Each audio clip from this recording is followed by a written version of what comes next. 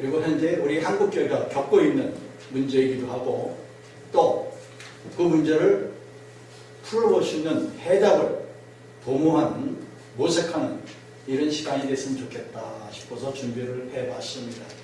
여러분 미약하지만 이쁜 마음으로 도와주시고 경청해 주시면 감사하겠습니다. 그래서 주제 제목을 개혁주의 소명감과 목회적 소명에 대한 고찰이다 이렇게 살펴보았습니다. 그래서 저는 그 많은 목사님들을 만나면서 느끼는 게 있어요. 왜 저분이 목사가 됐는가? 어떻게 저런 선생님 목사를 하고 있는가? 이런 분들을 좀 뵀어요. 그래서 야, 이건 아니다. 오늘 한국교회가 겪는 과정이 바로 이런 데 있지 않는가 등등 여러 가지가 생각하게 되더라고요. 그래서 오늘은 그 부분을 다룰 것인데 그걸 다루려다 보니까 역사적 배경을 우리가 무시할 수 없더라고요. 그래서 역사적 배경, 목회에 대한 역사적 배경과 또 나중에 가서 오늘 현 시대, 우리 시대에 맞는 좀 이런 것도 살펴보고 또 우리 한 청년이 지금 꿈꾸고 있는, 계획하고 있는 것도 설명하면서 하겠습니다.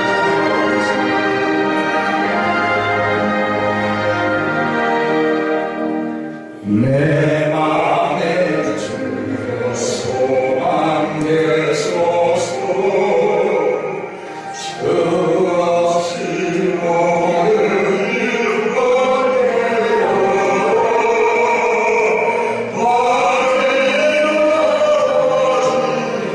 주님 생각 찬양하게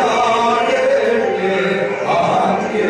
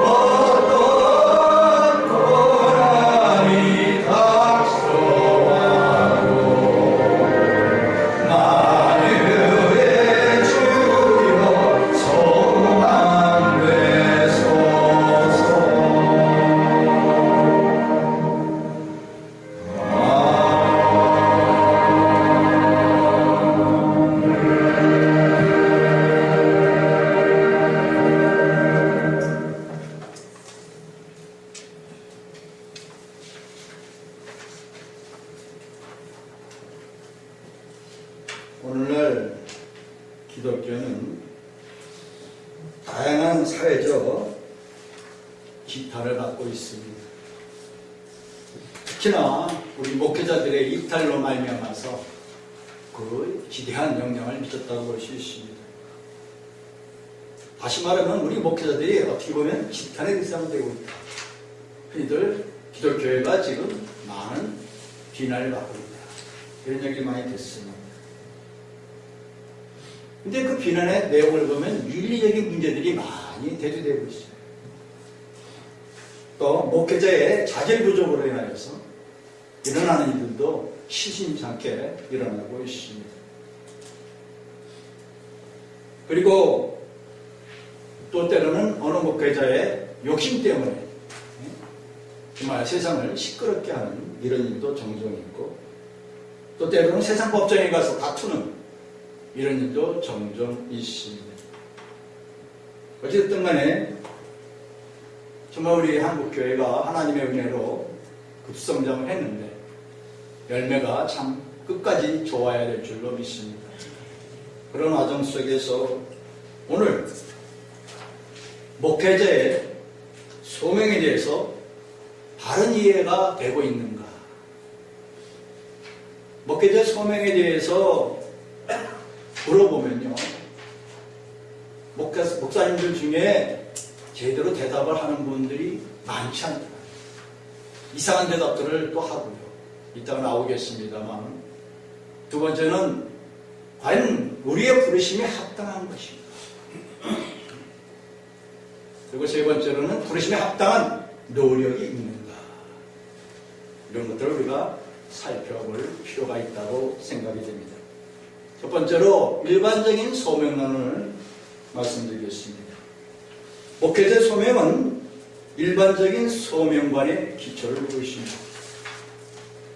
이러한 일반적인 소명에 대하여 간략한 역사적 개관을 우리가 짚고 넘어가야 다음 이야기로 진행이 될 수가 있습니다. 일반 소명론적의 역사적인 개관을 살펴보면 우리가 속해 있는 우리 한국, 특히 동양의 우리 유교 문화권, 도교 문화권, 또 불교 문화권, 거기다가 신분의 귀천이 있었죠. 양반, 중인, 상인, 등등. 또 귀천이 있었죠. 그래서 사회적인 영향력이 있는 사람들은 귀히 여겨졌고, 영향력이 없는 사람들은 천대받던 이런 시대를 우리가 오랫동안 지내왔었습니다. 근데 이러한 직업의 천대도 우리나라뿐만 아니라 서구 사회에도 있었다는 사실입니다. 그리고 서구에는 좀 더 이것이 철학적이고 신학적인 이유들이 있습니다. 우리나라는 그런 것이 없었고 철학적인 이유만 있었을 뿐이죠. 과거 고대 그리스로 올라가 보면 고대 그리스 철학자들은 일반적으로 인간은 영혼과 육체가 있는 합리적인 동물이다 이렇게 생각을 해왔습니다. 이 가운데 인간의 영혼은 인간으로 하여금 신과 같게 해주는 요소가 있다고 보았습니다. 왜냐하면 신의 특성이 바로 영이기 때문에 우리 인간에게 있는 영을 한 요소로 보았던 것입니다. 그래서 신을 닮은 가장 신성한 요소가 바로 우리에게 있었다 이렇게 이해를 했습니다. 인간의 육체는 동물도 가지고 있는 것으로 인간을 동물과 비슷하게 또 만들어주는 것도 있다 이렇게 보았습니다. 이렇듯 철학자들은 자연계에서 인간이 가장 신과 같겠다고 하는 우월한 지위를 인식하고 있었고, 또 이들에 따르면 신은 완전하게 어떤 필요로도 가지고 있지 않다. 따라서 어떤 노동도 필요하지 않고, 그러니까 노동하는 사람들을 굉장히 천대했다는 것을 말씀드립니다. 노동하지 않고 명상하고 묵상하는 사람들을 가장 신과 가까운 존재다 이렇게 여겼습니다. 그리고 정치와 학문은 그들의 이상이었던 것입니다. 신이 인간에게 준 소명은 짐승과 같이 자신의 본능을 필요를 채우기 위해서 육체적인 노동을 하는 것이 아니라 바로 신과 같이 명상을 하고 신과 같이 지식과 지혜를 즐기는 것이 신과 같은 영유를 누리는 것이다. 신의 모든 것이 원천이 바로 그곳에 있다. 이렇게 보았던 것입니다. 그래서 목숨과 같은 영혼의 삶은 인간의 삶을 신과 같게 하고 노동과 같은 육체적인 삶은 인간을 동물과 같게 해준다 해서 바로 이 서구사회에서 가장 유명하게 번졌던 사상이 하나 있는데 바로 성 이냐시오의 관상기도입니다. 그 관상기도를 보면 그 관상기도를 하다 보면 신과 대화가 이루어져요. 이걸 최고의 신의 경지, 손의 경지로 보았던 것입니다. 저도 한때 한번 그걸 시도를 해본 적이 있어요. 성인야쇼의 관상기도 뽑아야 되겠어요. 근데 과연 신고하게 될까요? 어렵죠?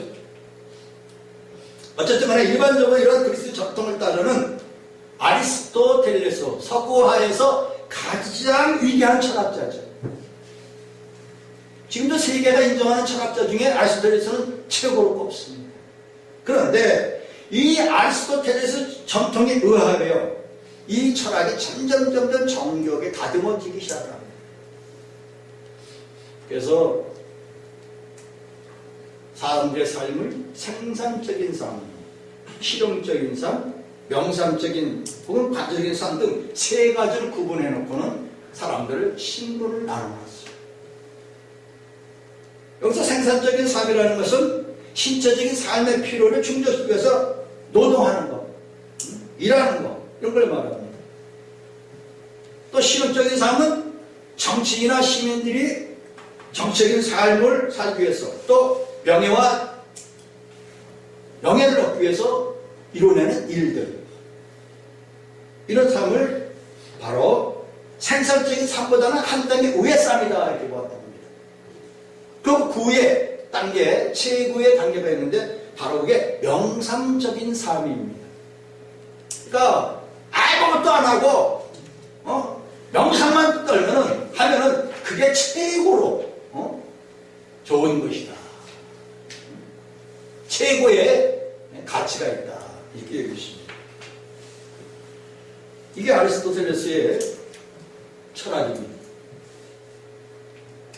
아리스토텔레스에게는 신들이 생존하고 다른 사람들과 상호작용할 필요가 없습니다.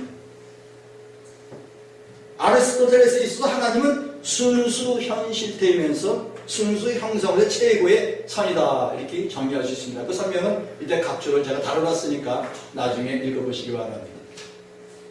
따라서 진료가 없어요. 진료가 없다는 건 아리스토텔레스에게서의 기본 철학, 기본 용어는 진료입니다. 근데 이 진료가 없기 때문에 불변합니다.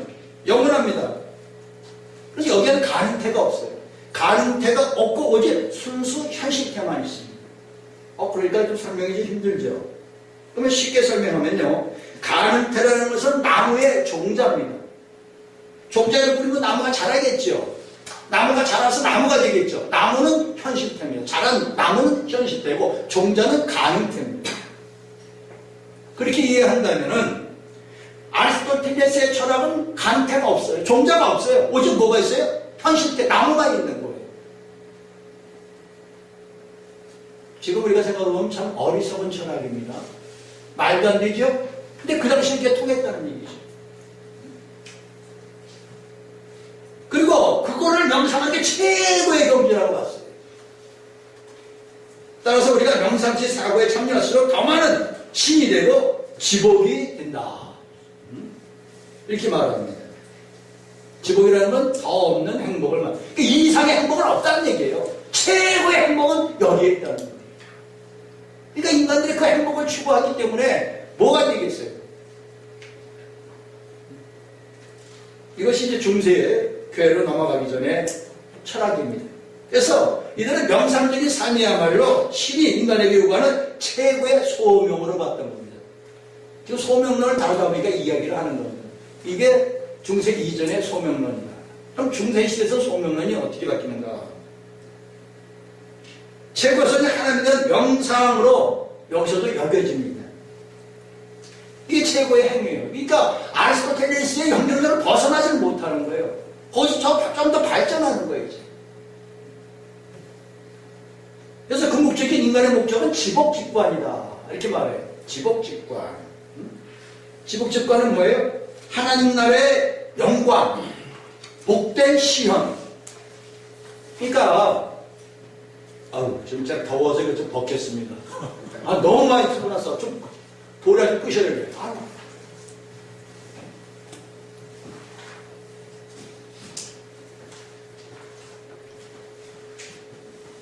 복된 배움이라 이렇게 말하는데 우리 성경에서 보면은 고린도전서 13장 12절 이하 또 요한 1서 3장에 나오는 내용입니다. 잠깐 살펴보면 요한일서 3장 2절에 사랑하는 자들아 우리가 지금은 하나님의 자녀라. 장래에 어떻게 될지 아직 나타나지 아니하였으나. 여러분 장래에 우리의 모습은 어떨까요? 어떤 모습을 그리고 계십니까? 근데 2절에 뭐라고 말하냐면 그가 나타나시면 우리가 그와 같을 줄을 아는 것은 그의 참모습 그대로 볼 것이기 때문이다 그랬어요. 나는 이 대목이 너무나 마음에 들어요. 자, 지금 장래는 우리가 나타나지 않았지만 그가 나타나시면 누구예요? 부활한 그리스도를 말하는 거거든요. 부활한 그리스도께서 나타나시면 우리가 그와 같을 줄, 부활하신 주님과 우리가 같아진다는 거예요. 그러면 그게 바로 그리스도의 참모습이에요. 여러분 부활의 주님 참모습 여러분 그려보셨어요? 성경에 분명히 우리에게 보여주고 있어요. 답을 주고 있어요. 나는 이 모습을 항상 믿어요. 근데 이 모습이 언제냐? 우리 주님 재림할 때 내가 그렇게 분명히 변화될 겁니다. 그럼 그 모습이 어떤 모습이냐? 성경은 그걸 설명하고 있어요. 바로 변화산에서의 모습이에요. 그 옷이 광채가 나며 변화산에서 있었던 일이에요. 세상에서 빨래하는 자가 그렇게 희게 할 수 없을 만큼 매우 희어졌더라. 도저히 인간의 언어는 표현할 수 없는, 상상할 수 없는 그 광대고 희양찬란하고 밝은 그 모습을 설명하는데 빨래하는 자가 아무리 빨래도 이렇게 희어지지가 않는다는 얘기는 표현할 수 없다는 얘기잖아요. 인간의 언어는 이야기할 수 없다는 얘기잖아요. 내가 주님과 함께 할 때는 이 모습일 겁니다. 할렐루야. 아멘. 주님 부활할 때도 내가 이 모습일 거고 내가 이 산 떠나서 주님 앞에 갈 때도 내가 분명히 이 모습일 겁니다. 이걸 우리가 많은 목사님들이 당신 죽으면 어떻게 될 건데 하면은 우물쭈물해요. 왜 답을 못합니까?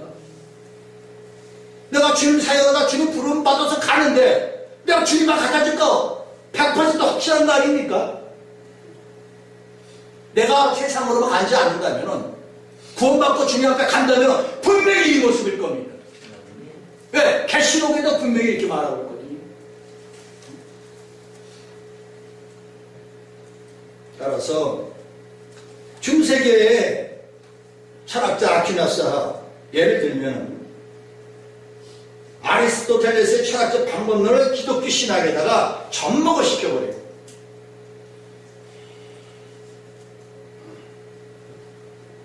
그래서 인간의 삶 전체의 목표를 지복직관에 두었어요.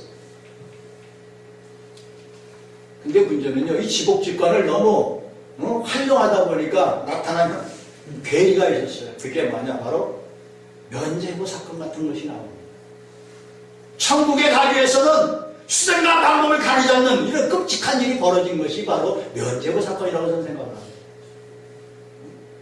돈을 주고서라도 이 모습 가야 될 거 아니야. 천국에 가야 될 거 아니야. 한마디로 끔찍한 일이 벌어진 거죠. 왜? 인간의 삶 전체의 목표가 바로 여기에 있으니까. 지복직관에 있으니까. 이와 같은 맥락에서 누가복음 10장 38절에 이야기 보면은 예수님께서 어느 마을에 가죠. 우리가 잘 아는 마르다와 마리아의 얘기입니다. 예수님이 말씀하시는데 마리아는 낙지에서 말씀을 듣고 마르다는 열심히 봉사를 하고 주방을 하고 있었죠. 그러니까 마르다가 화가 나죠. 지 동생이 그냥 와서 거들어 주지 않고 말이죠. 그러니까 주님께 그러죠. 제발 좀 와서 좀 거들게 해주라고. 근데 주님께서 뭐라 그래요? 마르다야 내가 많은 일을 염려하고 근심하나 그러나 몇 가지만 하든지요 한 가지만라도 족하니라. 마리아는 이 좋은 편을 택하였으니 빼앗기지 아니하리라. 여기서 마리아의 삶을 명상적인 것으로 해석을 한 거예요. 이게 중세교회의 한 단면입니다.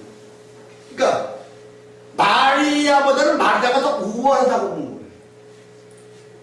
네, 예수님이 이렇게 말씀하니까 또 딱 들어맞는 아리스토텔레스와 아퀴나스의 이 모든 철학이 딱 들어맞는 거예요. 이게.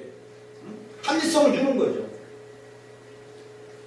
그래서 명상적인 삶의 초점은 어디로 가느냐 그래서 만들어진 게 바로 수도원이에요. 수도원 삶이 만들어지는 거예요. 그래서 수도원의 삶이야말로 하나님 주신 궁극적인 목적을 달성하는 최고의 선으로 보았던 겁니다. 그래서 그 당시에 수도원이 엄청 많이 만들어지죠. 수도사들이 많이 배양이 되고 배출이 됩니다. 이런 논리에 따라서 수도원 생활은 신의 은총을 받는 최적의 수단이었던 겁니다. 그러니까 수도원에 사는 수도사들이 대접을 받았던 거죠. 지위가 높았던 거죠. 근데 여기서 문제가 생겨요. 무슨 문제냐? 이웃을 경제더라도 수도원 생활만 하면 다 오케이야. 부모가 뭐고 다 경제더라도 수도원에만 들어가면 다 오케이야. 다 덮어지는 거예요, 그냥. 이런 참 웃지 못할 비극도 일어나는 겁니다. 그래서 소명을 성직과 세속직으로 구별을 했어요, 그때는. 그러니까 소명이 성직이면 최고고 세상직은 그 이하고. 그래서 이렇게 이완화시킴으로 해서 기독교가 이 사회에서의 역할을 약화시키게 만든 거죠. 한마디로 사회와 기독교가 분리가 되어버려요. 이런 끔찍한 결과가 만들어집니다. 우리는 세상에 속해 있는 교회입니다. 할렐루야. 세상과 동떨어진 교회가 아니지 않습니까? 그 다음에 그 시대에 나타난 인물이 바로 우리가 잘 아는 루터입니다. 루터의 역할에 비추한 소명을 우리가 꼭 살펴볼 필요가 있는데, 루터와 칼빈의 소명사상은 중세시대의 직업윤리와 연결이 됩니다. 그래서 직업윤리를 근본적으로 바꾸는 게 바로 루터와 칼빈입니다. 이 이전까지는 직업, 노동을 천대시했어요. 근데 루터와 칼빈 시대에서 노동이 꼭 천대만은 아니다. 이것도 하나님의 은사요. 하나님의 맡겨주신 소명이다. 그러니까 루터는 모든 직업을 하나님이 주신, 개개인 주신 소명으로 봤고요. 칼빈은 하나님께 주신 각각의 은사로 보았던 겁니다. 이 차이가 있어요. 근데 루터와 칼빈이 동질하면서도 서로 다른 내용을 말하고 있죠.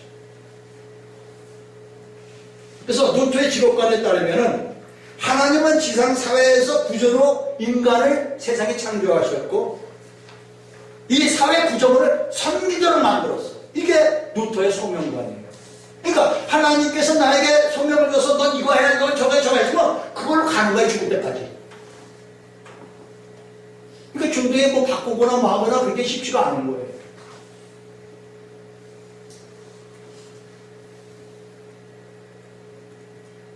그래서 루터는 중세시대에 수도원 생활을 강력하게 비판을 합니다. 그래서 제일 먼저 수도사 다 때려치잖아요. 우리가 알다시피 수녀 데리고 나와서 결혼해버리잖아요. 천주교에서는 저것이 바람나서 그렇다는데 그게 아니에요. 바로 수도 생활을 가장 비난하면서 그걸 몸소 제일 앞장선 사람이 모범을 보이는 거예요. 근데 많은 사람들은 그거를 잘 몰라요. 그러니까 오해를 하는 거야. 여자가 누시더라고 눈 맞아갖고 말이야 저렇게 했다고 하는데 많은 사람들이 그렇게 이해를 하고 있어요. 너무 잘못 알고 있는 거죠. 그 당시에까지 수도 생활이 최고로 가는데 이걸 깨려면 어떻게 해야 돼요? 자기 스스로가 먼저 파괴를 해야 될 거 아니에요. 근데 사람들은 그걸 갖다가 색안경을 쓰고 보았다는 얘기죠.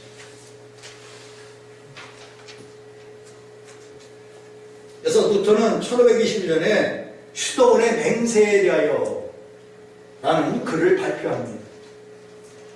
그래서 수도원 생활에 대해서 아주 결정적으로 반대를 하고 또 가족과 세상과 격리돼서 고독하게 사는 것은 아주 악한 것이다, 못된 것이다. 이렇게 말을 합니다. 그래서 수도원의 맹세, 수도원에 들어가면 꼭 맹세를 해야 되잖아요. 그리고 그 맹세는 죽을 때까지 해야 합니다. 그러니까 이 맹세는 하나님 말씀을 어기는 것이다. 되게 강력하게 비판을 합니다. 그래서 여기서의 소명사상은 소명을 의미하는 라틴어 바켈로라는 말을 두 가지 의미를 가지고 있습니다. 첫째로는 복음의 선언을 통하여 하나님의 자녀들이 하나님께로 부름받는 것을 의미한다. 그러니까 중세시대에 루터가 이 말하면 그 당시에 획기적인 사건입니다. 그 이전에는 어느 누구도 그런 말 한 적이 없어요. 그러니까 루터가 그 당시에 개혁할 때 세상을 뒤집어 놓을 만한 말을 한 거예요. 역발상으로 말을 한 거예요. 두 번째로는 각자가 농부로서 상인으로서 또한 그와 같은 직업인으로서 부름받은 것을 의미한다. 그러니까 그때까지 모든 노동인의 이 직업들을 하층으로 보았는데, 청지기 층으로 보았는데, 부터는 그게 아니다. 각자가 다 하나님께 공동하게 부름받은 소명이 있다. 그러니까 신분의 귀천이 있을 수가 없다는 얘기란 말이에요. 여기까지 옳죠, 그죠? 근데 그 당시에는 굉장히 개혁이죠, 이것도. 엄청 개혁이에요. 속된 말로 옛날에 양반과 쌍놈이 있었는데, 예? 어느 사람이, 야, 양반 쌍놈 없어! 사람은 다 똑같은 거야! 직업에 따라 다른 거야! 뭐? 백정이라고 해서 최고와 하위로 가는데, 그런 거 아니야! 하나님이 각자 나에게 준 소명이야! 그럼 양반 시대에 양반들에게 통할까요, 그게? 절대 안 통하죠. 마찬가지로 루터가 그걸 내치니까 통하겠어요. 그러니까 교황청에서 난리가 뒤집어졌겠지. 어쨌든 중세 수도원에서 성직자 생활, 바로 루터가 이런 개혁을 외치다 보니까 부딪힐 수밖에 없었죠. 그래서 이런 다양한 사람들이 소명을 받아서 각자 자기에 맡은 자에서 그 소명을 감당하는 게 아주 중요한 임무다. 그래서 노드는 모든 위치, 즉 스테이션은 다른 사람들에게 봉사하기 위하여 정해져 있다. 이렇게 보았던 겁니다. 근데 중세의 수도원 성직자 제도들은 하나님이 설립한 것이 아니라 종교적 이기주의에 타락한 부산물이다. 이렇게 정리할 수 있을 겁니다. 그래서 그것은 하나님 만든 것이 아니라 하나님 각계를 부르신 역할들이다. 이게 루터의 소명의 이해입니다. 그래서 농부의 역할은 하나님의 뜻과 농업을 통해 사람들 사이에 사랑을 실천하는 것이고, 왜 사랑이냐? 농부가 농사를 지어서 다른 사람을 먹이게 하잖아요. 농부가 농사를 안 지면 먹을 수가 없잖아요. 먹거리가 없잖아요. 그러니까 이것도 사랑으로 봉사하는 거예요. 틀린 얘기는 아닙니다. 우리가 여러분 식사를 하시면서 그 농부에게 우리 감사를 해야죠.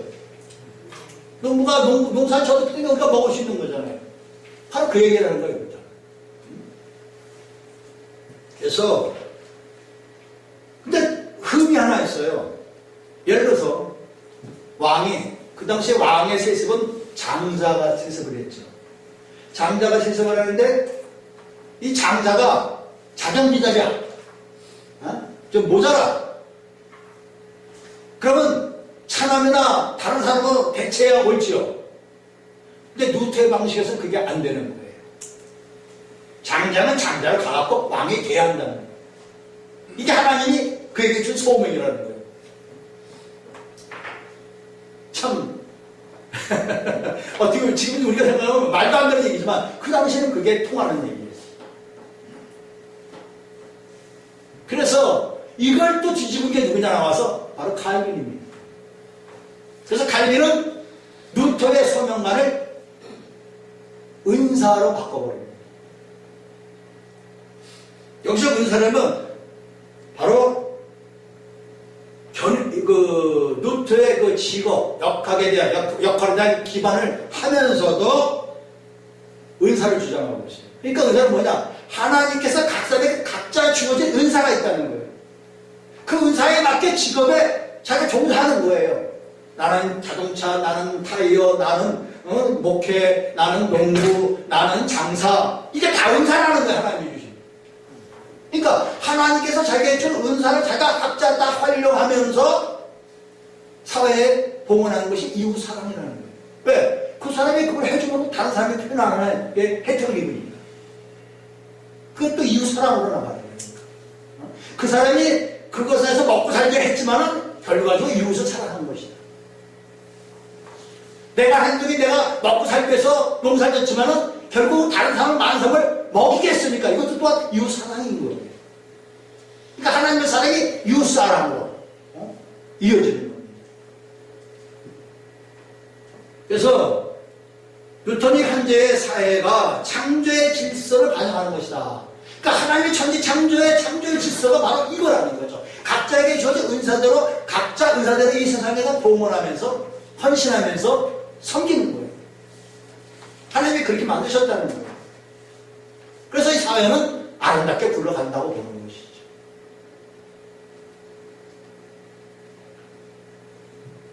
근데 칼빈의 소명은 하나님과 하나님 목적에 대한 지식과 분리될 수 없도록 딱 결합이 되어버렸어요. 그래서 적절한 신분과 직업, 사회체계를 수립해야 한다라고 주장을 했습니다. 그래서 루터에게서는 직업이 역할이었지만은 역할은 바로 신분을 말하는 거죠. 그러나 칼빈에게 있어서는 은사권, 능력과 자질에 근거해야 한다. 그러니까 루터 생각과 칼빈 생각은 다르죠. 근데 우리가 지금 고대 그리스부터 쭉 단계를 지금 제가 설명하고 있는 겁니다. 단계적으로 보니까 자꾸 발전해가죠. 좋아지고 있죠. 근데 한 단계 좋아지는데 수천 년이 걸린다는 거예요. 말은 간단하지만 하루아침에 이게 말하고 있는 거예요. 왜 그러냐? 이 역사적인 배경을 보면 내 소명에 대해서 몰라요. 말할 수가 없어요.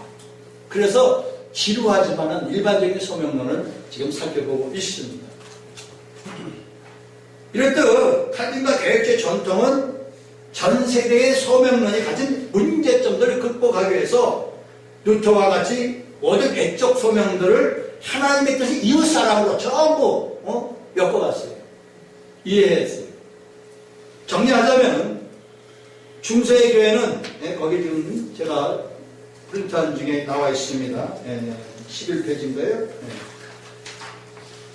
정리하자면 중세교회는 하나님을 아는 일의 우월성과 중요성을 장인식하였으나 소명을 성직과 세속적으로 구별하여 이원화시킴으로써 기독교인의 사회의 역할을 약화시켰다. 뉴턴은 이를 극복하기 위해서 역할과 신분에 기초한 소명의학을 추구하면서 중세시대의 소명의학의 이원론을 극복하여 외적 소명을 통한 사회에서의 이웃사랑의 의미를 복원시켰으나 모든 역할을 창조시했다는 것을 이해하고 악한 역할들은 분별할 필요를 인식하지 못하고 역할들의 시대에 따른 변화를 반영하지 못했다. 그래서 마지막 이렇게 요약을 정리하고 있는 겁니다. 세 번째, 칼빈주의 개혁자의 전통은 이를 극복하기 위하여 은사에 따른 소명의를 추구함으로써 하나님과 이웃을 사랑함의 적절한 사회구조와 역할들을 분석하고 연구할 수 있는 토대를 구축하였다. 이후 영국의 청교도였던 윌리엄 퍼킨스 1602년에 쓴 소명론에서 모든 소명의 근원은 하나님이라는 점과 특별한 소명의 목적은 공공선하는 것을 위한 것이라 하였다. 그래서 여기서 우리가 알아야 할 것은 바로 청교도였던 윌리엄 퍼킨스의 이 소명론을 우리가 연구할 필요가 있습니다. 지금 현재 제가 알기로는 현대에 나온 소명론 중에 가장 발전된 또 우리가 가장 밀접한 소명론이 바로 윌리엄 퍼킨스의 소명론입니다. 그래서 오늘 뭐 신앙감에서까지 다 다룰 수는 없습니다. 참고로 이렇게 말씀드리고요. 그래서 이제 칼빈주의에서 이제 신칼빈주의로 넘어옵니다. 이 신칼빈주의는 이 계시 사상을 발전시킵니다. 이제까지 계시 사상이 그렇게 나오지 않는데 이제부터 계시 사상이 발전되면서 직업에 대한 이원성을 극복하고자 합니다. 그래서 모든 직업은 하나님을 계시하는 내적 가치를 지닌다. 이로써 악을 제외한 모든 직업은 이웃사랑이라는 외적 가치 이전에 하나님을 계시하는 외적 가치를 지닌 것으로 규정되었다. 이게 간단하게 요약할 수가 있습니다. 그래서 시간이 많이 걸리기 때문에 요약을 합니다. 그래서 신칼빈주의 영역 주권 사상은 세상의 각 영역과 독자성의 영역 간의 조화에 대한 균형 있는 조명을 준다. 그래서 강령에 드러나는 하나님의 이제 독특한 문화를 만들어냅니다. 그래서 개혁주의 전통이 신학적으로 일반계시의 개념과 그 가치를 인정하고 있더라도 전통적인 관점에서 신학과 연관되는 직업은 주로 교회의 특별 사역자들, 그러니까 뭡니까? 목사나 신학자에 국한되고 있습니다. 신칼빈주의도 여기에 벗어나지 못하고 있는 거죠. 그러나 신칼빈주의 노력은 교회 밖의 모든 직업들도 하나님이 계신 수단이다. 여기까지 발전합니다. 그러니까 그 전에는 칼빈 때만 해도 그게 완전히 바깥으로 못 나가는데 신칼빈주에서 이렇게 바깥으로 나가기 시작합니다. 제가 이런 말씀을 드리냐, 어떤 사람 얘기하니까 이런 말을 내가 물어봤어요.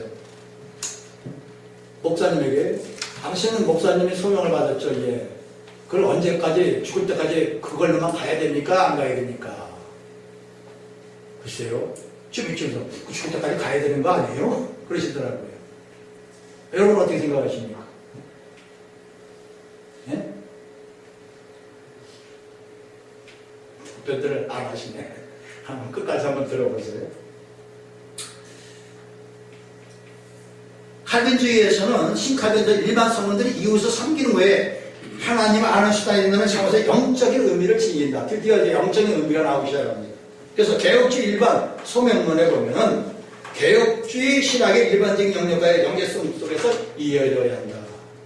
여기서 앞선 논의의 결과로, 이제까지 말한 결과로 정립된 개혁주의 소명론을 이제 간략하게 제가 설명하겠습니다. 첫째,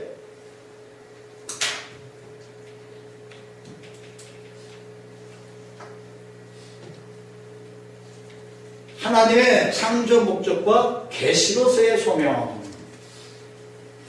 여기서는 하나님의 인간을 자신의 형상으로 만든 이유는 바로 자신과 같이 자신의 영광을 인식하고 기뻐함으로써 자신을 영화롭게 하도록 하기 위함이다. 이렇게 요약할 수 있습니다. 나중에 여러분이 유인물을 살펴보시고요. 두 번째로는 모든 직업의 본질은 만물 가운데 있는 하나님의 영광을 발견하고 이해하고 즐기는 것이다.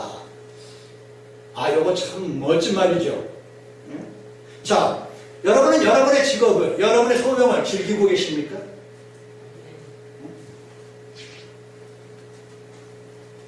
그래서 여기서 중요한 것은 하나님의 영광을 발견하고 찬양하면서 즐기는 거예요. 아주 중요한 겁니다. 세 번째로 직업의 계시로서의 내적 가치나 외적 가치. 직업을 다른 말로 표현하면 하나님의 선을 발견하고 누리는 전문적인 영역이라는 겁니다. 그러니까 각자가 가진 그 직업 속에 하나님의 영역이 다 있어요. 그리고 그 하나님의 영역을 내가 발견하고 영광을 누리면 그 직업을 즐길 수가 있는 거예요. 어떤 사람들은 자기 직업을 아주 많이 죽지 못해 먹고 살기 안 샀는데, 근데 이 신학에서 그게 아니에요. 거기서 하나님의 영광을 발견하고 찬양을 발견하고 그 직업이 즐거운 거예요. 어떻게 생각하세요?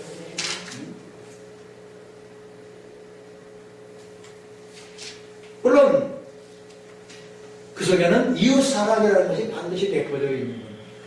내가 하는 이 행동이 결국 나만이 한 것이 아니고 이웃사랑이라는 것도 같이 들어가 있는 거예요. 내가 하는 행동 속에. 그러니까 하나님이 영광 받으시는 거죠. 반대의 경우도 있어요. 모든 이웃사랑이 작업을 통해서만 이루어질 수 있는 것은 아닙니다. 직업의 성향을 통하지 않고도 이웃을 얼마든지 사랑할 수 있어요. 그러나 직업적 소명과 이웃사랑은 구별되어야 하는 것입니다.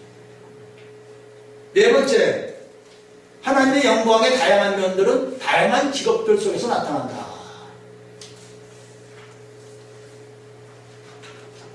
심지어 성경도요, 신학도요, 우리가 알아야 할 것은 하나님 모두 담아낼 수 없어요.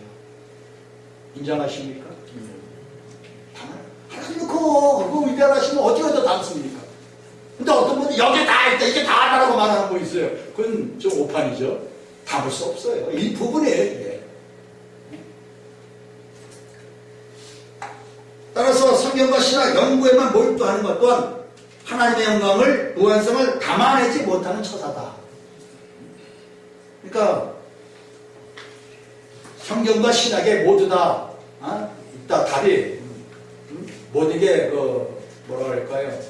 여기에 모든 답이 있고 이것으로 모든 것이 끝난다 하면 하나님을 잘못 알고 있는 것이다. 우리가 알고 있는 것은 하나님의 그것도 일부분일 뿐이죠. 위대하신 하나님을 우리가 어떻게 어디다 담겠어요? 인간이 담을 수 있는 한계가 없겠죠. 다섯 번째, 직업의 선택은 개인이 가진 내적 조건을 반영한 선택이다. 그러니까 하나님께서 모든 우리에게, 개인에게 요구하는 것은 모두가 하나님을 최대한 많이 깊이 아는 거예요.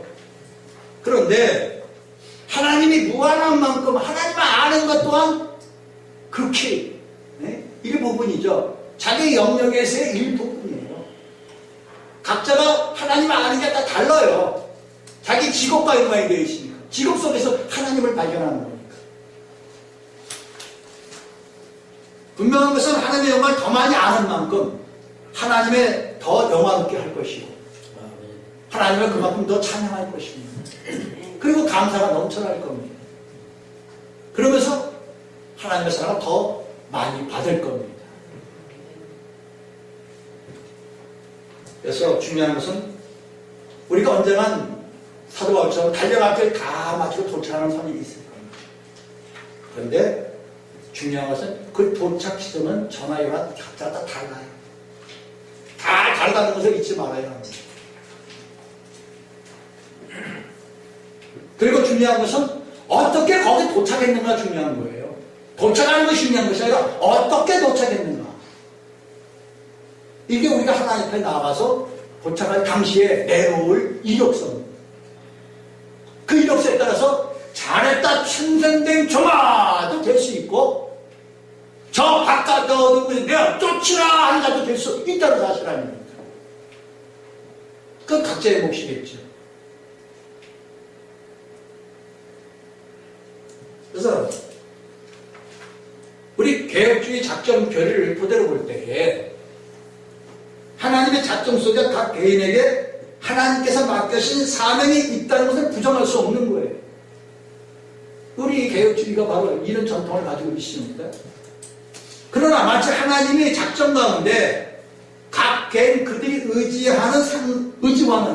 의지와는 상관없이 운명론, 결정론으로 가는 것은 반대입니다. 이 작전의 위험성이 잘못 이해가 그렇게 돼버려요. 개혁주의. 하나님 예정을 작정했으니까 나는 하나님 작정해서 내 운명이지 어쩔 거야. 내 팔자니 어쩔 거야. 이렇게 말하는 사람들이 있어요. 그건 대단히 잘못, 이 개혁주의를 잘못 이해하고 있는 거예요. 그래서 이 가인이 개혁주의 잘못 받아들이고 제대로 배우지 못한 사람들은 꼭 가서 이상한 소리 한다고요. 여러분, 하나님 맡긴 소명에 자신의 의지와는 상관없이 반드시 성취해야 한다는 생각은 운명론적이고 결정론적인 사고의 결과라는 겁니다. 하나님이 작정한 한 개인의 직업은 한 개가 아니라 아까 질문한 걸 답하는 거예요. 여러 개일 수 있습니다. 내가 목사에서 죽을 때까지 꼭 목사만 하라는 얘기가 아닙니다, 여러분. 어떤 사람은 목사는 끝까지 죽을 때까지 목사이고 세상 나가다가 다른 거 하면 안 되는 것으로 말씀하신 분들이 있어요.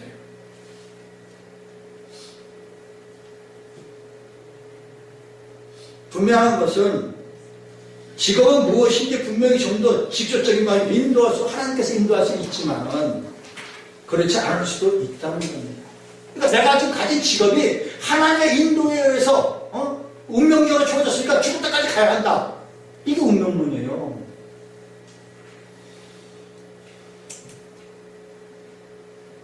하나님의 직업적 소명은 개개인의 선택 속에서 이루어지는 겁니다. 우리에게 자유의지 주셨어요. 할렐루야. 너는 이거 가라. 넌 저거니까 저거 가. 아니에요. 이건 완전히 하나님이 인간을 갖다 자연조직이 아니라 완전히 노예를 만들고, 이거는 로봇으로 만든 거잖아요.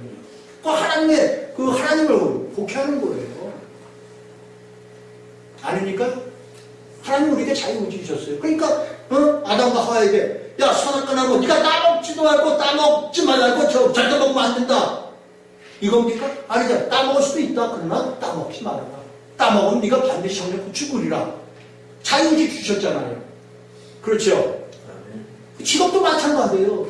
하나님께서 나에게 자유의지 줘갖고 내가 선택하게끔 해놓으신 거예요. 근데 우리가 인생이 짧다 보니까 뭐 기업에 100년인데 100년 동안 직업 몇 번이나 바꿀 수 있겠어요?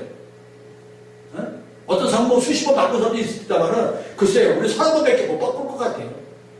많이 못 바꿔요.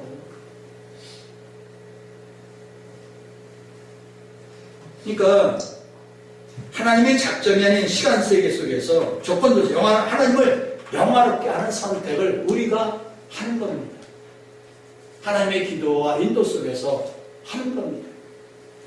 하나님은 우리의 자발적인 자유로운 선택을 기뻐하시고 즐거워하십니다.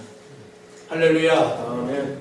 따라서 앞에 설명했듯이 모든 직업은 이렇게 다양하게 계시됩니다. 그래서 여기까지 오는데 수천 년의 시간이 걸린 거예요. 고대 그리스부터 지금까지 이 발전이, 이 소명사상이 이렇게 발전하는데, 말로는 잠깐 제가 몇십 년에 끝났지만 수천 년의 세월이 흘러서 여기까지 온 겁니다. 또 앞으로 어떻게 발전될지 모르겠습니다만, 현재까지가 그렇습니다. 이제까지 일반적인 소명론을 우리가 다뤄왔어요. 이제는 특별 소명론을 한번 살펴보겠습니다. 그러니까 오해하지 말라고 지금까지 일반 소명론을 다룬 겁니다. 이제 특별 소명론에서 원래 이 오늘 강의의 목적은 일반 소명론 자체에 있지 않습니다. 그러나 특별 소명론을 말씀드리기 위해서는 반드시 일반 소명론을 다뤄야 하기 때문에 지금까지 그 말씀을 드린 겁니다. 그래서 우리의 목적은 목회자의 소명이 있죠. 그죠? 세상적인 소명을 다루려고 하는 것은 아닙니다. 따라서 일반 소명론의 논의는 이 정도에서 좀 마치고, 지금까지 일반 소명론에서 논의를 진행한 것을 결론적으로 한번 간단히 살펴보도록 하겠습니다. 그래서 목회자 소명에 대한 주권적이고 미심적인 이해를 반박하고 성경적으로 객관적인 논의를 하기 위한 것은 바로 일반적인 소명론이 반드시 필요하다는 겁니다. 첫째, 소명에 대하여, 목회 소명에 대하여 주관적이고 미심적인 이해의 경향의 배경이다. 그렇습니다. 이미 앞에서 우리가 언급했던 것처럼 오늘날 목사님들이 자기 소명의 근거에 대해서 제대로 갖고 있지 못한 분들이 많습니다. 오늘날 사회적으로 또는 교회적으로 또 오순절의 유행에 따라서 목회자들이 자신의 소명에 대한 근거와 권유를, 합리성을 신하게 두지 않고 개인의 경험과 자기가 소유한 영적인 은사에 드는 경향이 참 많습니다. 제가 많은 사람들을 만나서 한번 얘기 들어보면 대부분 여기에 속하고 있어요. 근데 이건 대단히 잘못된 겁니다. 아마 오늘 이 자리에도 어쩌면 이것을 말씀하시는 분이 있을지도 모르겠습니다. 한번 제가 질문해 보겠습니다. 여러분, 왜 목회자가 되셨습니까?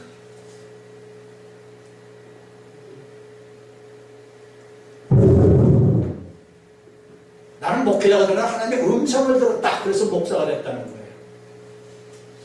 많이 들으셨죠, 여러분? 이런 얘기 많이 들으셨어요. 두 번째, 목회자가 되도록 다른 길을 막으셨다. 그러니까 목회자가 될 수밖에 없어, 나는. 아마 많이 들으셨을 거예요. 하나님이 특별한 영적인 은사를 내게 주셨다. 또는 특별한 영적인 체험을 했다. 그래서 나는 목회자에게 가야 된다. 근데 이런 답변은요, 목회적 소명의 답이 될 수 없어요. 근데 많은 대다수의 사람들이 이 세 가지 답 속에 들어있다는 사실입니다. 바로 이 말씀을 하기 위해서 지금까지 긴 시간을 일반적인 소명을 내가 다뤄온 거예요. 지금. 처음부터 이 말씀 딱 내려보면 거부 반응이 올 것 같아서. 개인적인 체험과 경험은 일종의 계기는 될 수 있겠지만 소명의 근거는 될 수 없는 겁니다. 더욱이 영적인 체험과 은사를 강조하는 것은 목사의 권위를 방언이나 치유, 예언 등과 같은 은사에 두는 것과 이런 것들은 오순절 계열의 사람들이 다 해보면 말하는 것들이죠. 오순절 사람들은 다 이거 얘기합니다. 그래서 흔히들 이런 말이죠. 오순절 신학은 신학이 아니야. 이런 말들을 많이 하죠.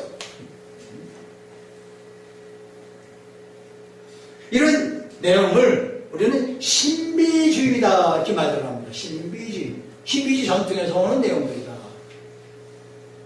그러나 신비주의 전통은 신비주의에서 말하는 소명론은 성경에서 제시하는 객관적인 기준이 되지가 않습니다. 성경에서는 어느 누구도 그런 것들이 소명의 기준이라고 말한 적이 없어요. 그러니까 신학을 딱 들어가면 오순절 계통의 가장 취약점이 바로 거기에 있는 거예요. 소명론에 가서 신학적인 근거를 못 내놓는 거예요. 하나님 음성 들어서 너는 목사가 되라 그래서 나는 은사를 받기 왜 못해? 이게 무슨 그거? 성경 어디에 있습니까? 그 다음에. 어떤 사람들은 오해를 하면서 목사님은 뭐 은사 뭐 이런 거 잘 몰라서 그렇게 말씀하는데 그 전에 어떤 분하고 대화하다 그 얘기가 나왔어. 이제 강의라고 오주절계 목사가 박사학위 받으러 수업 강하다 딱 수업 끝나니까 그 질문을 하는 거예요. 오주절 사람이 나한테. 목사님은 그 은사를 모르시니까 그런 말씀하시는 거라고. 그래서 하도 어이가 없어갖고 내가 은사가 없다고요. 그래서 간단히 설명을 했어요. 내가 은사가 없는 것이 아니라 하나님의 사역을 하는 누구든지 그 은사를 가지고 있다. 내가 기도해서 내가 은사를 활용해서 병든자도 낫고 중풍자도 낫고 귀신도 쫓아내서 30년 20년 무당도 다 살렸고 죽어가는 환자도 몇 번 살렸고 중환자실에 죽어가는 의사들이 손 떼는 환자도 살렸어 내가. 이게 은사 아니야? 그런 수많은 역사가 있었는데 증인들이 있는데 얼마나 증인될 수 있어. 내가 은사가 모른다고. 내가 은사자기 때문에 이 말을 하여 떳떳해 해주는 거야 내가. 그 얘기했어. 내가 은사를 모르고 그 얘기하면 너 은사 모르니까 그딴 소리 한대요. 근데 저는 분명히 은사자예요. 누구 못지않게 은사를 크게 활용했던 사람 중에 하나예요. 왜? 기도원 역사를 했었으니까. 그럼 설명하는 거예요. 이런 영적인 은사지만 목회직에 필요합니다. 꼭 필요합니다. 그러나 성경에서 그게 목회직의 조건이라는 말을 찾을 수가 없어요. 찾을 수 있습니까? 여러분 찾아보세요. 절대 없습니다. 성경에. 근데 문제는 이 신비주의 경향이 오늘날 우리 기독교사에 만연되어 있다는 겁니다. 꽉 차 있어요. 그러다 꼭 조금만 은사 받고 은혜 받고 말씀을 너도 나도 다 목사 돼갖고 뭐 한 달씩 별 받다 별 받다 기도원 차려놓고 그냥 불러들고 예언 기도 나오고 있구나. 그 예언 기도니까 예수 무당이지. 솔직히 말하면. 전에 제가 기도원에 역사할 때 툭 하고 목사님도 사문 가갖고 안수해주세요. 왜요? 안수해주고 예언 기도 좀 해주세요. 내가 점쟁입니까? 예언 기도를 해주게. 하나님께서 그 양떼를 보호하기 위해서 그 사람을 살리기 위해서 기도하다 보면 메시지가 와요. 그러나 그건 나만의 이야기지. 그걸 공표해갖고 그 사람 저러라. 그럼 왜 무당이 되는 것밖에 더 돼? 점쟁이밖에 더 돼, 그거.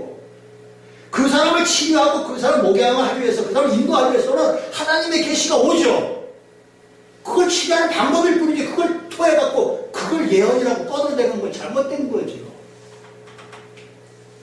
예언 연사 얼마든지 내가 토론할 수 있어요. 은사를 내가 부정한 사람이 아니기 때문에 말씀하는 거예요.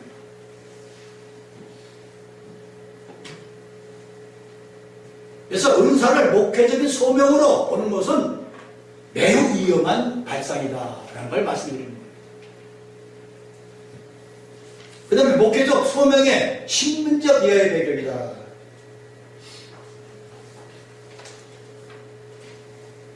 루터식 사고방식은 말이죠. 내가 목회자가 되면 정말 죽을 때까지 목사예요. 이게 루터의 사고방식이에요. 그러니까 하나님이 자신을 목회자로 부르셨기 때문에 평생 목회자로 살아야 합니다. 이게 중세시대 루터교의 영향력입니다. 지금도 그 주장하는 분들이 많이 계셔요. 그건 루터의 영향력을 받은 거예요. 목회자 소명의 근거, 객관적 근거를 말씀드리겠습니다. 목회자 소명에 특별히 요구되는 요소를 말한다면 바로 설교하는 능력이다 이렇게 말할 수 있어요. 설교하는 능력은 목회자에서 가장 필수적인 기능이고 재능입니다. 근데요, 우리 한정년 식구 중에서도 그런 사람이 있었어요. 설교만 하라면 제일 무서워갖고,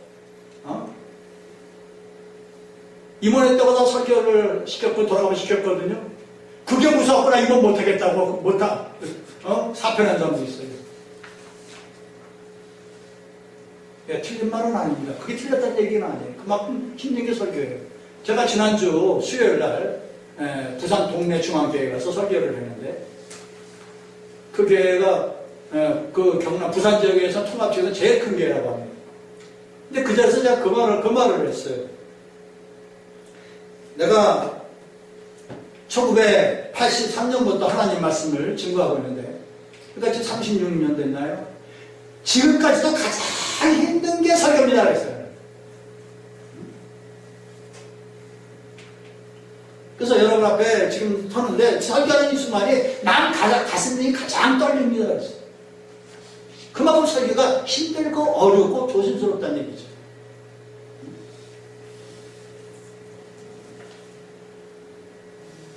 여기서 설교를 잘하고 못한다는 얘기 그 얘기를 하자고 하는 것은 아닙니다. 그만큼 설교는 준비가 되어야 되고 조심스러워야 되고 하나님 앞에서 하나님 말씀을 전하는 것이기 때문에 사적인 내용이 들어서는 안 되고 여러 가지 조건을 우리가 생각할 수 있죠. 설교를 잘하는 것은 기본적인 자세는 성경과 신학에 대한 전문성이다 이렇게 말할 수 있습니다.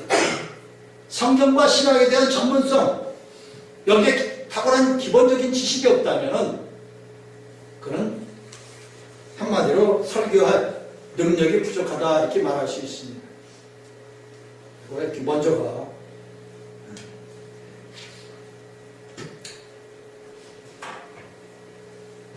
말씀을 전달하는 능력이 부족하다면 그 사람은 목사로 부르심받은 것이 아닙니다. 사실 지적인 능력이 떨어진다는 사실만으로도 그 사람은 목회자의 소명이 없다고 봐야 합니다. 무슨 얘기냐면 지적 능력과 신학적 전문성이 뛰어나다 해서 목사가 되는 것은 아닙니다. 그렇지만 그 자질들이 부족할 때 이걸 간과할 수가 없다는 거예요. 설교는 단지 예배 시간에 강단에서만 이루어지는 게 아닙니다. 그 사람의 삶 전체가 설교가 되어야 되는 거예요. 근데 그 삶 자체가 윤리적으로나 도덕적으로나 기타 등등으로 무슨 책이 잡혔다 합시다. 강단에서는 말씀이 맥히겠어요? 우리가 잘 알다시피 우리나라에 내노라는 목사님들 중에 몇 사람은 잘 나가다가 지금 삐딱선 타신 분도 여러 분인데 그거 맥혀요 지금? 누가 들어요 그거? 그래도 듣는 사람이 내가 가끔마다 보면 TV에 나오더라고요.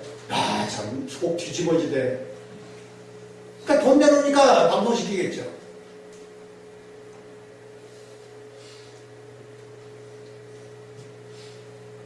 인품과 삶이 목표와 치수에 같이 나타나야 되는 거예요. 이게 잘못될 때는 이율적인 배반 이런 삶을 살게 되는 거 아닙니까?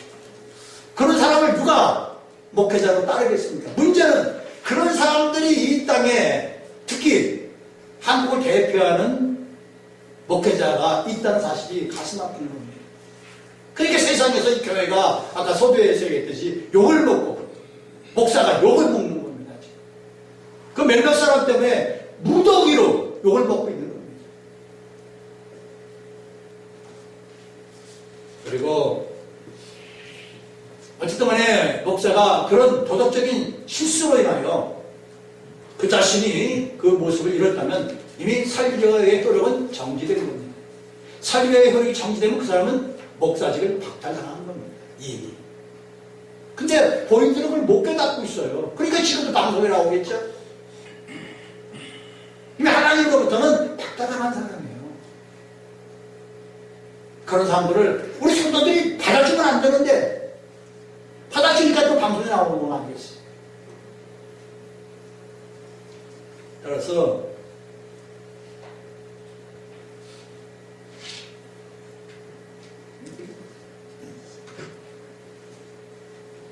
그래서 설교를 잘한다는 것은 기본적인 전제는 성경과 신학에 대한 전문성이 있어야 한다.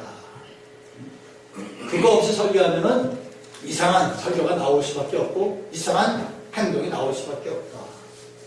그래서 설교는 단번에 완성되는 게 아니라 일생을 통하여 완성되어지는 것이다. 그래서 목회자의 가장 필수적인 기능이고 조건이 바로 설교라는 것을 말씀드리고 있는 것입니다. 그만큼 중요합니다. 그러나 이 설교를 또 다루려면 또 원전이 가기 때문에 여기서 생략을 하고 마무리를 짓도록 하겠습니다. 이제 우리 현실을 한번 진단해 보겠습니다. 그리고 우리가 나아갈 방향을 한번 생각해 보겠습니다. 지금 이 시대는 아까 서론에 얘기했듯이 우리 개혁교회들이 굉장히 위기를 맞이하고 있습니다. 첫째, 신학생 감소. 우리 강의 학장님 피부 좀 느끼시죠? 매일 신문에 강론에 뭐예요? 신문 강론에만 이렇게 열심히 해야죠. 목사님뿐만이 아니에요. 다 그래요. 그래서 서영호 학장님 거기도 그 학교도 그랬죠. 그래도 우리 거기는 잘 유지가 되고 신학생 모집하니까 참 감사해요. 참 감사해요.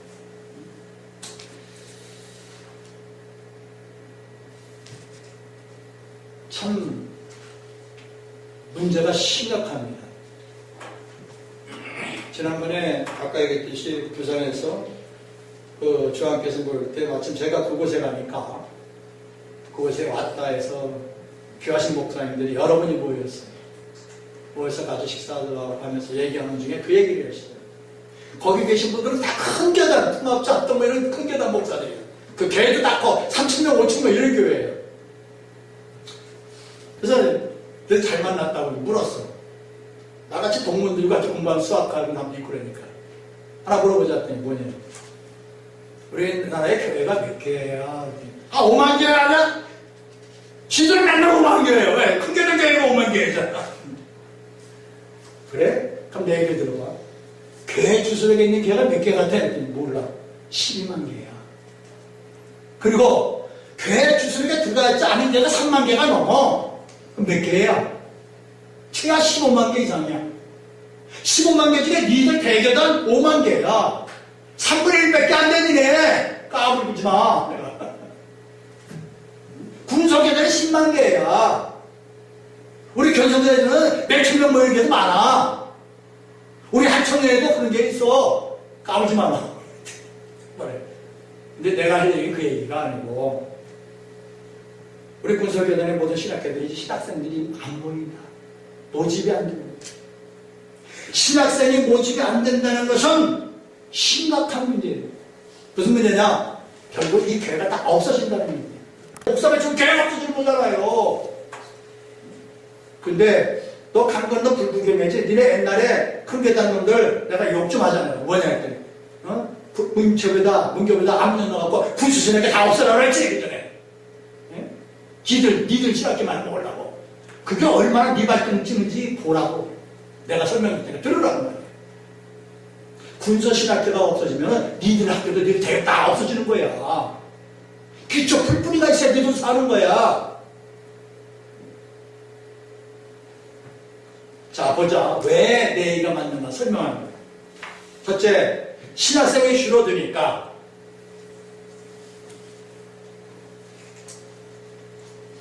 신학서적이 감소돼. 지금 신학서 책 안 찍어내. 찍어내는 출판사 몇 개 없어. 10여년 전부터 이미 이런 일이 벌어지고 있어. 신학교에서 강의하고 교수가 책을 추천한다. 참고서적 추천한다. 가봐 도서관에 없는 책 많아 지금. 돈 주고도 못 사. 자, 신학생이 점들고 점들 책을 안 찍어내고 책 없어지면 너희 뭘로 가르칠래? 그러면 너네들이 그 신학서적에 수만 번 되면 다 찍어낼 거야, 네 교단에서? 못하지, 그거. 성경이 안 팔려가지고, 예. 기독교 회관 지하 그 정성이라고 없어졌잖아요. 예, 맞습니다. 네. 성경도 안 팔리는데 신학서적이 팔리겠냐고요, 지금. 그러니까 깜짝, 지들이 생각하지 못한 내용이에요, 지금.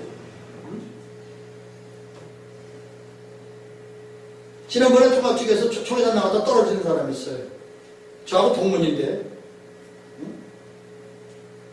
정도철 목사님이라고 아실 거예요. 아, 그런 데 나가서 돈 쓰고 그렇게 알고 한다지 말고, 제대로 된 데고서 말이야. 뭐, 신경을 했을 거야, 이게. 자, 결국은 신학생 감소되고 신학서적 감소되니까 무슨 일이 생겨요, 앉아? 이게 왜 나와? 네. 신학서적이 없으니까 가르칠 교재가 없어요. 그래서 생각한 거예요. 나는 이것을 내면서 지금 신학서적을 소집하고 이걸 전부 스캔 뜨고 있다. 이렇게 하고 있습니다, 그죠? 그래서 지금 내가 내 컴퓨터에 있는 것을 올려드린 거예요, 지금. 스캔, 캡처한 거예요. 지금 여기 보니까 현재 북수의 난에 용량이 146기가가 들어가 있어요.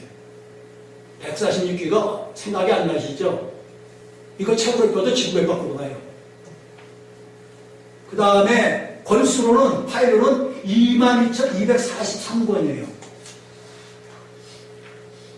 이건 지금 일반 신학서적들이 뭐 등등 이런 걸 섞인 겁니다. 또 이게 다가 아니에요. 또 스캔 뜬 게 또 하나 있는데 내 집에서 내가 스캔 뜬 것들이에요. 내 집에 스캔 뜬 것이 여기 나온 게 파일이 668개, 12.4기가.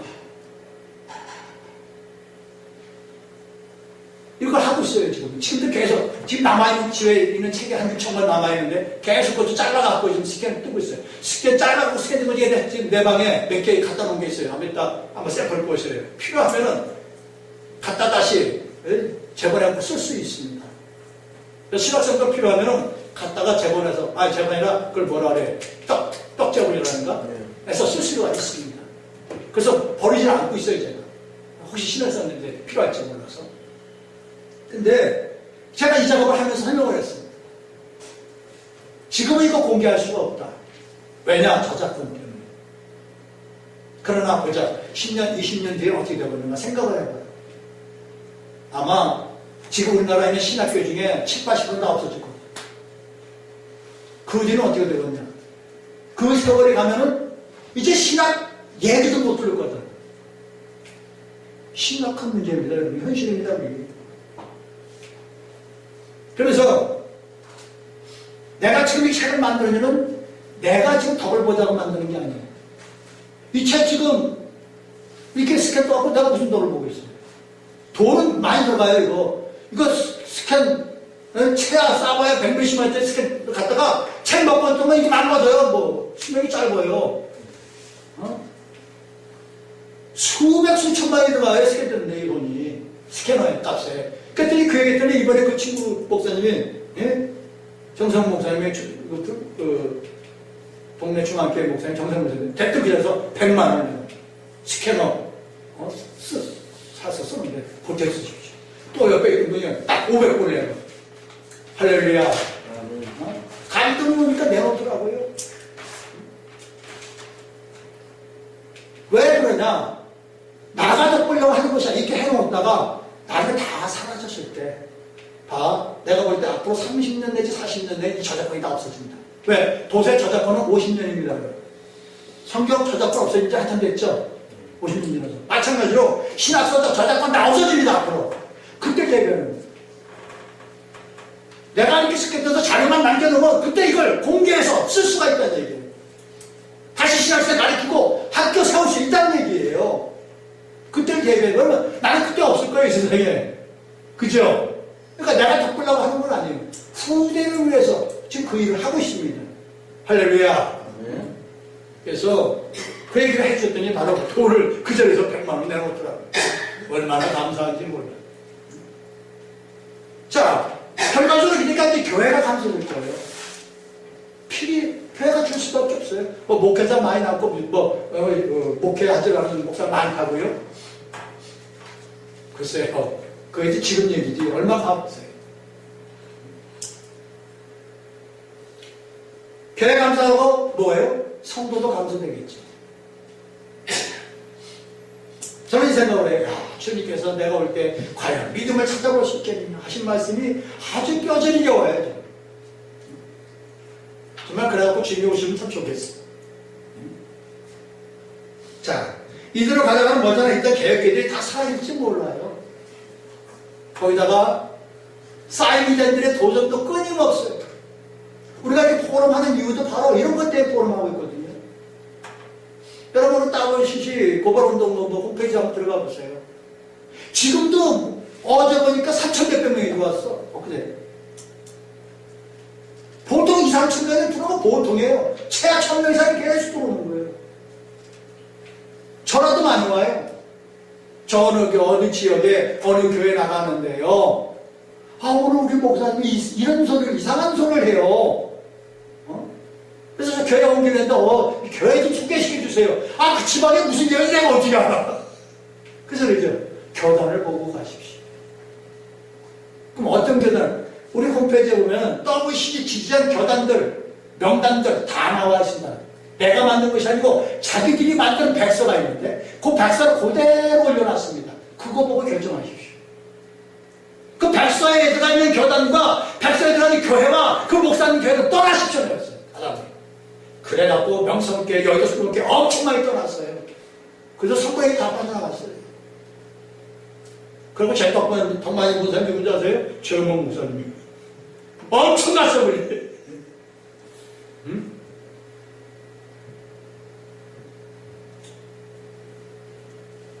근데 문제는 앞으로 성도들이 잠잠히 감수한다는 겁니다. 이런 이상한 것이 말이죠. 아, 신천지 얘들 이단들에 가면 왜 이렇게 빠져서 못 나오는지 몰라. 미쳐 놀아가 완전히. 참 이해가 안 가요. 저한테도 신천지에서 엄청 많이 공격을 받았어요. 걔들 무서워요. 끊임없이 말이에요. 편지 보내고 집요하게 매달려요. 왜 그럴까요? 이게 오늘날의 현실이에요. 목회자들의 무리한 세습 문제, 뭐 길게 얘기 안 하겠어요. 세습 잘못했다는 게 아니에요. 세습 얼마든지 할 수 있어요. 근데 세상에 비난받은 짓을 하지 말아야죠. 세상에 비난받으면 알맞게 얼마든지 할 수 있는 길도 있는데 왜 무리하게 해갖고 빈축을 하냐 이 말이에요.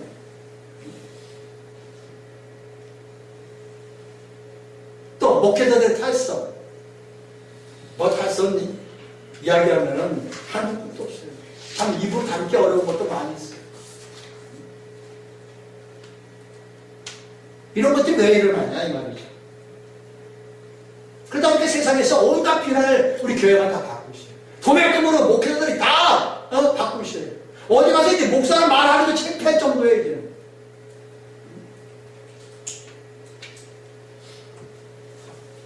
그래서 이런 원인이 여러 가지 있겠지만 가장 큰 원인은 목사님들에게 있다. 이제까지 말한 목사의 소명론이 바로 쓰질 않았어요. 이런 일이 벌어지고 있다고 저는 보는 겁니다. 그래서 목사의 소명론이 바로 쓰지 않냐고는 이거 해결할 방법이 없어요. 제대로 이걸 이제부터라도 더 만들어 가야 한다는 겁니다. 교육이 돼야 되고. 이런 원인을 치료하기 위해서 제일 먼저 해야 할 일이 바로 바른 목회자를 육성해야 한다. 시작이 반이라고 했어요. 아직 때가 늦지 않았습니다. 이제라도 우리가 해야 한다는 얘기죠. 주님이 부르신 그때까지는 우리 최선의 노력을 해야 되지 않겠습니까? 우리 한청년에서 지금 위원회를 이렇게 조직을 하고 있는데요. 지금 많은 분들이 함께해서 지금 계속 위원회를 짜가고 있습니다. 지금 보시면은 이렇게 지금 하나, 둘, 셋, 넷, 다섯, 여섯. 하나, 둘, 셋, 넷, 다섯, 여섯, 일곱, 여덟, 아홉. 이거 18. 이제 18 중에 아직 미지를 3개. 현재 15개가 만들어졌네요. 위원회가. 앞으로도 계속 만들 겁니다. 전에 한경 상임회의 때 그 대표장 나와서 제가 약속한 게 있어요. 우리 강현성 목사님 기억나시죠? 정전 발표 때 발표한대요. 그 당시에 모든 임원이 쭈글락쭈글락쭈글 하고 모든 일을 했어요. 그랬죠. 지금도 마찬가지고. 서영 목사님 기억나시죠? 제가 그때 정전 발표 때 약속했던 거. 앞으로 임원이 쭈글락할 것이 아니고 실무진이 각 위원회를 만나서 그들이 일할 수 있게 하겠다고. 그때 약속하는 바가 있어요. 일할 수 있는 사람이 일을 하게 해줘야지. 예? 임원이라고 자리 잡고 앉아서 지들 다 쭈글락고 다 할 것처럼 하는 건 그건 바람직하지 않다는 거죠. 그래서 위원회별로 각자 일을 할 수 있게 밀어주겠다는 거예요. 진짜 일을 해야죠. 감투었으면 뭐예요? 일을 해야지.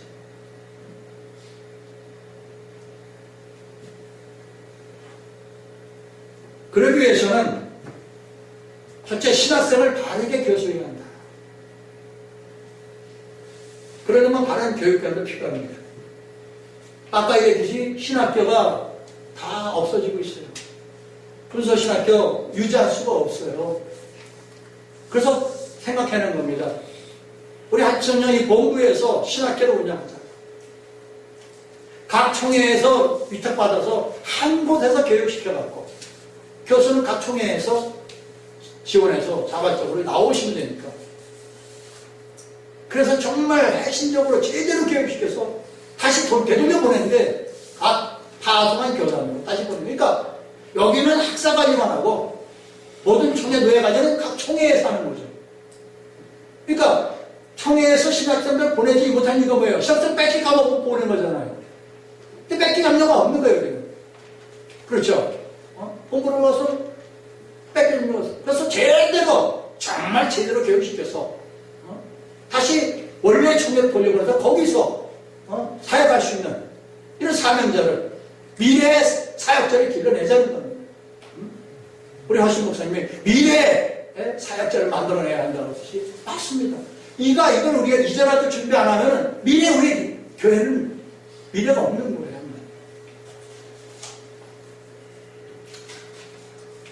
두 번째는 다니면서 보면 음목들이 가장 불쌍해. 네? 심지어 어떤 목은 이거 원룸 거 하지만 뭐 대회 주겠다고 해서 다 원룸 목숨 물러갔더니 얼마 있다가 교회 좀 나오지 말았으면 그래갖고 그냥 여기가 기후적이 나오면 목사님 집에서 편히 쉬세요. 생활비 드릴게요. 이러면서 나오지 못하게 하고 저래서 나오지 못하게 하고 참 안타깝게 그게 없어요. 근데 보면은 아직 촘촘하게 일할 수 있거든요. 이제까지 쌓아온 노하우가 있는데 그냥 갖다 사장시키는 거예요. 아직도 하나님을 위해서 필요한 인재인데 이런 데가 또 많이 있는데 왜 은퇴해 갖고 와서 천한 꼴을 당하고 있냐는 거예요. 그래서 그런 분들을 모시려고 해요. 그래서 우리 한청년에서는 개개인도 회원으로 가입할 수 있는 길을 열어놨어요. 전에는 단체 아니면 회원가입이 안 됐었거든요. 그러나 그 개개인도 개인으로 회원을 가입해갖고 활동할 수 있게, 일할 수 있게 길을 열어주려고 하는 거예요.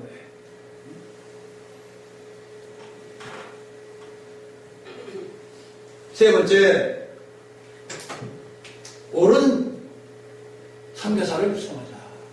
제가 선교지를 몇 번 지원하다가 방문도 해보고 그랬습니다만 한 번은 어느 지역 가서 선교를 하고 필요하다고 해서 50표에서 발발 싸갖고 갔어요. 가서 농아시리라고 그랬는데 또 가서 계속적인 선교를 하기 위해서 망고나무죠, 망고나무. 그죠? 망고나무를 몇 그루 심어줘. 망고나무 하나 심으면 아이 키워갖고 대학까지 가르친대. 그 정도로 효과가 좋다고 그러더라고요. 그래서 나무랑도 심게 해주고 뭐면 나중에 얼마 지낸 뒤에 보니까 다 팔아먹어버렸어. 그래 나무 뻔뻔해갖고 말 또 왔어. 숨겨주죠. 그냥 쳐다보지도 않았어. 참 문제가 심각합니다. 또 한 번은 성교제를 방문했는데 마닐라에 갔더니 마닐라 스모그 마운틴이라고 있어요. 그래서 우리 여러 목사님들이랑 같이 그때 그 필리핀에서 세미나하고 그 성교제를 방문을 갔는데 관광버스 대절하고 갔어요. 스모그한테 따라 가이드가 가급적이면 여기 내리지 말고 보시는 여자입니다. 왜요? 거기 들어갔다 나면 옷에 냄새 먹고 3일 동안 냄새가 아파진대. 그 소리니까 목사님이 하나도 안 내려. 당신들 이게 뭐하러 왔냐고 도대체가. 그래서 내가 문 열라고 말해. 내가 앞서서 들어갔어요. 그러니까 마지막부터 쭈쭈쭈 따라오더라고. PC방 마운틴 그 동네에 축하하는 동네가 있으니까 조그만 교회가 있고 교회가 있는데 마침 왜 가니까 예배를 준비하고 있어. 예배를 드는데 악기도 뭐 주들겨 맞추고 뭐 하는데 뭐 제대로 된 악기가 어디 있겠어요. 그런데 찬양하는 찬양이 사람 움직이는 거예요. 그냥. 내가 그거 보고 깜짝 놀랐어. 도리가 정말 그런 데 가서 힘쓰고 애쓰는 선교사가 있는다면 어디 가서 배 땡땡거리면서 선교하면서 그 집에 종댕이도 다 팔아서 먹고만 이런 선교사들이 있다는 얘기예요. 그러니까 선교사를 지원해주려면 제대로 지원해주고 확실하게 관리가 돼야 돼. 돈만 보내고 관리가 안 되고 그러니까 이 선배들이 탈선하는 거예요. 중요한 것은 처음부터 제대로 된 교육이 필요하다는 거죠. 그리고 철저히 관리가 필요하다. 그래서 올바른 선교사를 육성하고 그러면서 저희가 지금 사업하고 있는 게 있는데 가칭 디아스포라 세계 초청 세계대회입니다. 세계 곳곳에 흩어져 있는 디아스포라가 너무 많이 있습니다. 근데 여러분 아시다시피 지금 우리나라에서 나가는 선교 지원이 다 대부분 다 끊어지고 있잖아요. 그러니까 그 현지에 있는 선교사들이 고통이 이루 말할 수가 없어요. 근데 그들의 소원이 뭔지 아세요? 돈 선교 지원도 지원이지만 한국에 한번 왔다 가는 게 소원이야. 왔다 가려도 비용이 없어요. 돈이 많이 들고. 그리고 또 중요한 게 뭐냐? 도서, 책이 없어. 책 한 권 살려면 우리는 책 쉽게 하지만 그들은 책 한 권 살려면 큰맘 먹고 한 권 사는 거예요. 그런 여러 가지 불편함이 있는 거예요. 그래서 그들을 한번 초청해서 불러갖고 이곳에서 하나님 먹고 자고 다시 재충전하고 그리고 또 국내 관광도 좀 하고 이러고 되돌려보내면 참 좋겠다. 이런 구상을 한 거예요. 그래서 따져보니까 교통비, 비행기값, 숙식비, 동전 다 따져가 최하 1인당 300만 원 이상이 들어가요. 좀 넉넉하게 있으면 400만 원. 그래서 이 일을 하려고 추진하고 있습니다. 시작하고 있고 또 실제 진행되고 있습니다. 그래서 1차적인 목표는 1000명입니다. 1000명 하려니까 최하 30억 이상의 돈이 들어가요. 제가 얼마 전에 연세대의 총동문회를 참석했어요. 인터컨티넨탈 그랜드 볼륨에서 있었는데 가보니까 총동문회장이 지금 박사도 금호타이어 회장, 금호그룹 회장, 박사모 회장인데 그러나 강경화 외교부 장관도 동문회로 나와서 하고 합기도하면은 그들 유행을 보면 이렇게 두꺼운데 앞에 일부분만 프로필이고 프로그램이고 나머지는 다 홍보물이에요. 홍보물. 보니까 각 기업들이 다 협찬한 거예요. 그러나 그런데 볼륨에 모인 인원이 한 1000명 됩니다. 연대 학생들도 그보다 더 많겠죠. 근데 거기에 모인 사람만 1000명인데 거기 10대가 얼마냐면 12만 원이에요. 12만 원. 근데 많이 해준다니까 8만 원을 깎아서 해준 거예요. 말이 그렇지 1000명에 8만 원씩은 얼마예요? 그 돈이 어디서 나와요? 다 그런 데서 다 나와요. 후원받아. 마찬가지로 우리 디아스포라 세계대회 할 때 목표를 1차적으로 1000명에서 3000명을 신청을 3000명을 했어요. 문체부에다 신청을 했어요. 문화체육관광부에다. 마침 문화체육관광부에 주무관을 연결이 됐어요, 저하고. 그래갖고, 맞아요. 우리 소관이 문화체육관광부잖아요. 관광부에 장관 있고 차관 있고, 그때 주무관이잖아요. 주무관이 기독교, 불교 다 관리하는 거 아닙니까? 그래서 기독교 관리하시는 백정무관이 이번에 새로 왔는데 그분하고 저하고 연결이 됐어요. 그래서 제가 속해 있는 우리 학교하고 그 사무실 찾아가서 우연히 연결이 돼갖고, 그래서 마침 제가 동문회장으로 있다 보니까 같이 쪼개 돼갖고 이렇게 됐습니다. 대화가 됐는데, 그래서 원래 그 예산을 따르려면은 1년 전에 미리 신청을 해요. 최소 2, 3년 전에. 그래서 딱 금년에 그 얘기를 해서 이미 예산 국회에서 끝났습니다. 그랬는데. 그럼에도 불구하고 한번 서류는 줘보세요. 그건 뭐예요? 가능성이 한번 열어보겠다는 얘기잖아요. 그래서 서류를 보냈습니다. 그래서 잘 되면 금년에 할 수 있고 안 되면 내년에 할 수 있고, 또 그것뿐만이 아니라 지방자치, 뭐 제주시라든가 부산시라든가 인천시라든가 이런 지방자치에서 우리가 협찬받아서 할 수가 있어요.